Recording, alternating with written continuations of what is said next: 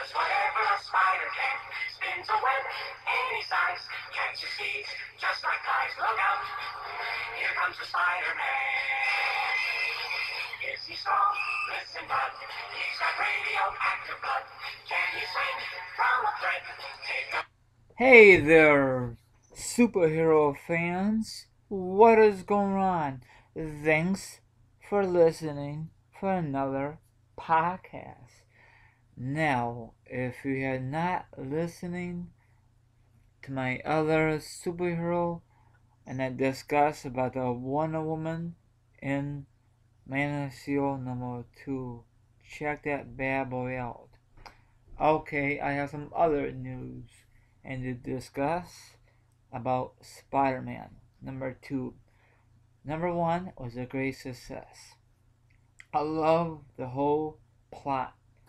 Now, when I first seen Spider-Man, like the previews on YouTube, there were very, very dark images, and I thought in my head, this is gonna bomb. It's gonna suck ass, and I was totally wrong. You know what I'm saying?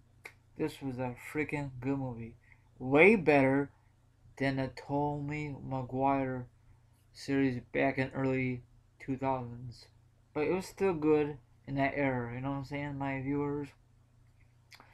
And the whole plot was very good. They went more deep on the original Spider-Man series, movie-wise. And the guy who plays Spider-Man did a better job than Tobey Maguire. When Tobey Maguire did it, um, it was not really a serious role. It's mostly like a funny a bit, you know what I'm saying? I don't know why, but it's what it is, what it is. Um, I love how they create the lizard. They use like special effects and all that good jazz, and it was awesome. I have this on Blu-ray slash DVD format. So far, I watched it twice, and all good stuff. I'm not too sure how much money they made in the opening week, but I guess they made enough money to make a number 2. Now, speaking of number 2, they have 3 villains in this movie. I know you're gonna say, Team Rai Rai, they have 3 villains in Spider-Man 3 and they had Bond. But it's a different director this time, and I think this director knows what he is doing. Not like the first director in Spider-Man 3. They overwhelm us. You know what I'm saying? I totally agree with my friend Tony. Once again, it won't be in every scene. They like to spread it out in this movie. You know what I'm saying? In different scenes. You know what I'm saying? But hopefully they do it correctly. Plus, in the Spider-Man 2, it's a different costume. When I first saw it, I said, "What the hell?" But it's time for a change anyway. But we'll find out then. And probably wondering, Team I, why you play the old school theme song of Spider-Man is from the 60s song, but discuss about Spider-Man anyway. But I will discuss about the characters in a few minutes, but I have more feedback from ANC Talk, discuss about the poster and the new villain. So here goes, and after that I'll discuss and give you more feedbacks. So here goes, enjoy. Ago, this image made its way online showing a new Amazing Spider-Man 2 posters featuring Electro, Green Goblin, and Rhino all facing off against the web slinger. It has been assumed that actor Chris Cooper was the Goblin, but this new picture showing us a zoomed-in view of Goblin from the poster looks very little like Cooper and more like Dane DeHaan, who is playing Harry Osborn in the film. On top of that, a new cast list for the movie was just released, and Chris Cooper's name is no longer on it.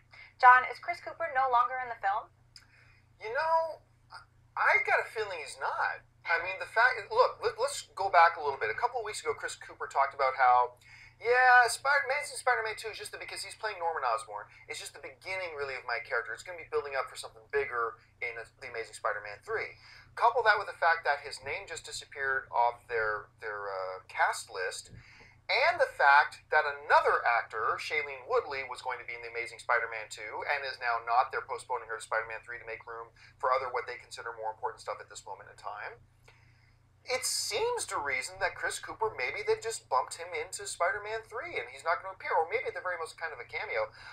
The picture of Goblin, though, that zoomed in picture of Goblin, yeah, that is clearly, if it had to be Chris Cooper or Dane DeHaan, it's clearly Dane DeHaan. Of course, my first guess would have been Willem Dafoe. when you look at the face, it looks more like Willem Dafoe. But yeah, my guess is they probably pulled a Shailene Woodley with Chris Cooper and moved him into the third one. We don't know that for sure. Just my guess. Amy Rose, what do you think? Yeah, I mean, I think the cast list removing his name is the most indicative thing here. I mean, pictures, whatever. I mean, Dane and Chris kind of look similar, so I don't really think that's too telling. But first of all, I love that picture. I think it's really, really badass, and I'm really excited about this film. And Shailene, I mean, that made sense for the production to move Mary Jane. There was already just too much going on. I want to finish the Gwen Stacy plotline. There's a lot going on here, so I thought that was a really smart move. But if you are going to introduce the Green Goblin, and it is going to be Norman first, hopefully. It doesn't look like it, though. It doesn't look like it, but I don't feel like they would bring him into the third and start to hint that the Green Goblin's going to make an appearance with Harry, who, you know, is his successor. I don't know. It's all a little interesting, but I'm a little disappointed. I thought Chris and Dane were going to be a really good father-son duo, and I really do like Norman Osborn as a character. But if he's off the cast list, I think that's a pretty concrete situation saying he's no longer in the picture. So whether he pops up in the third or not, we'll see, but I don't think we're going to see him in the second one. Dennis? Yeah, when I looked at that zoomed-in picture, I couldn't tell if it was Chris or Dane, and like you, I was like, is that Willem Dafoe? Is he coming back for a second time? And also, the only reason I would say it looks more like Dane is just because it has a younger-looking face compared to Chris Cooper. But all this, if it's Harry first and not Norman, like, it's all confused and weird, because, okay, then what happens with Gwen Stacy? Because we all know that it's supposed to be it's supposed to be Norman, not Harry, and why are they introducing Harry first as Green Goblin? So I don't know. I'm just a little confused, I guess, because I'm so used to what happens in the comic books. Yeah. Right. Aaron? Well, I think that he's not going to be in this movie, and I think the next installment that we're going to see is going to be very villain-heavy. It looks like they're really moving toward the Sinister Six plotline, which I'm kind of excited about, although we know in the past sometimes too many villains kind of ruin things a little bit. But in this case, I'm really excited to see what happens, because I want more villains, and that's all Sony can do, really, when you think about the rights to characters that they have. So in terms of Spider-Man, they got to make it work in that plotline, and they're really manipulating things, and they have to. It's all they have to work with. I want Venom done right. Just give me I want Venom done too, right. and I That want was such She-Venom. a ridiculous Venom, version. Carnage, and so many villainous ways they could go. All right, what's next? Okay. Now, what they said about Venom and Carnage, we never ever seen Carnage on the big screen, maybe like animation series and all good stuff. These people from AMC Movie Talk have some good points and some bad points.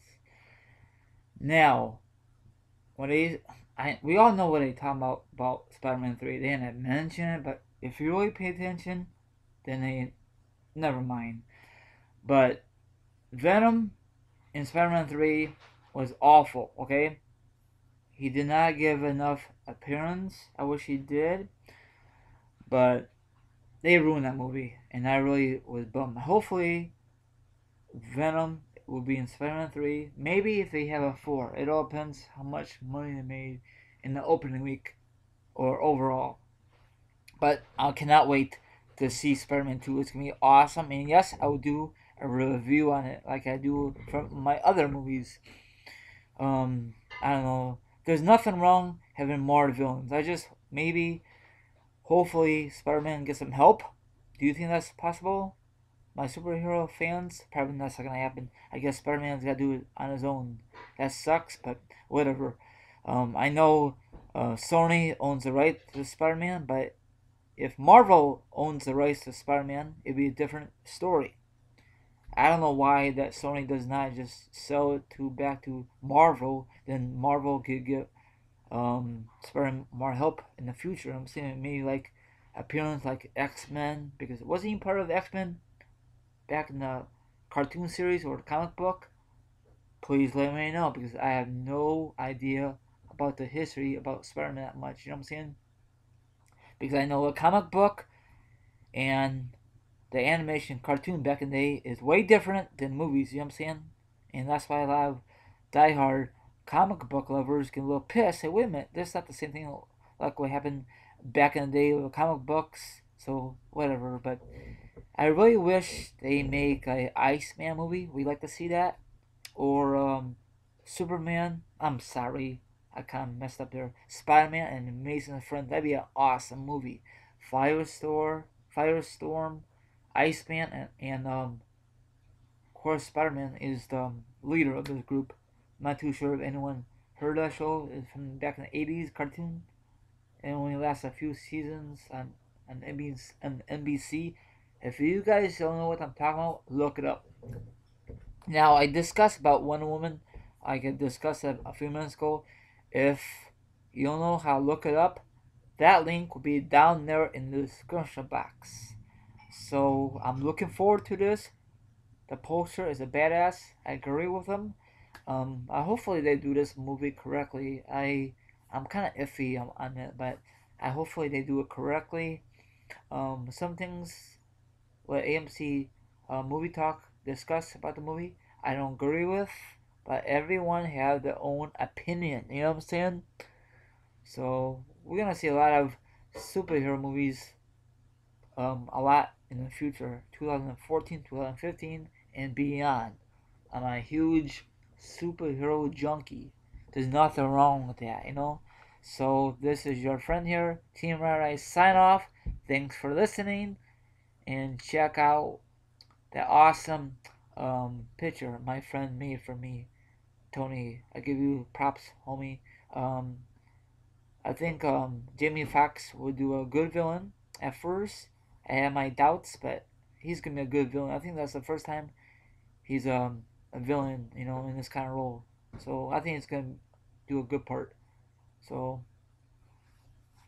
I know in the comics, so cartoon, he's in like yellow. I forget what's his name in the actual movie, but it don't matter. But I think Jamie Foxx can be an awesome. I'll give all you guys some doubts. I mean, I won't give no one some doubts. I give them my 100%, and probably once the movie comes closer, you're gonna see a lot of merchandise in your local store. So sorry, I won't go too far. That's it for me. Follow me on Twitter, and if you want to, hit the sub button. Adios, my viewers, and thanks for listening one more time. Peace out.